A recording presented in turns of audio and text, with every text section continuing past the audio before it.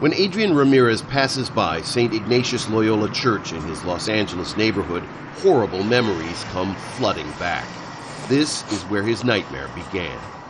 I'm constantly reliving it. Beginning at the age of 11, Ramirez was brutally and repeatedly raped hundreds of times by a man studying for the priesthood who had been placed in charge of youth activities in the parish. After the youth groups, he would rape me in his car. He would, even at church, he would do it. And to say, imagine it's God that's touching you. Who does that to a kid? God is saying this is okay, you know? I'm bleeding. What happened to Adrian Ramirez shouldn't happen to any child, but it did over and over again for decades to as many as 100,000 boys and girls in the United States alone. It's a worldwide crisis. Catholic clergy have abused children in over a dozen countries. Because it is the most despicable crime. Patrick Wall is a former priest who is now a leading advocate for abuse survivors. You know, at least in a physical murder, the pain is done.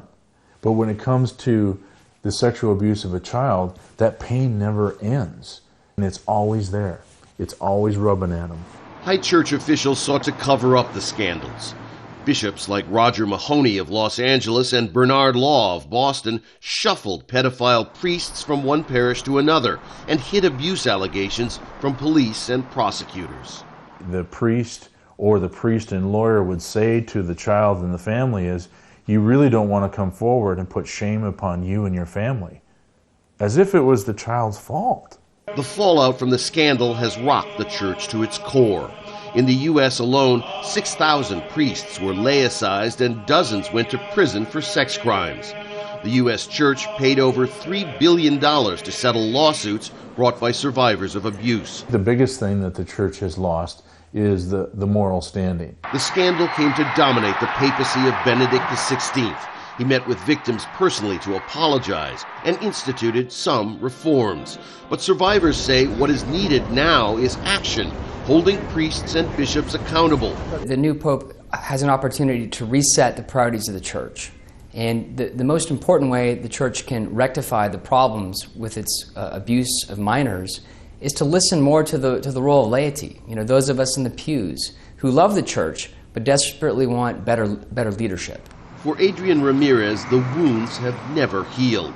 He struggled with drug and alcohol addiction and attempted suicide as a teenager. Now, married with 2 children of his own, he has renounced all religion. He received a financial settlement from the Los Angeles diocese, but Ramirez says money does little to ease the pain he feels each and every day of his life.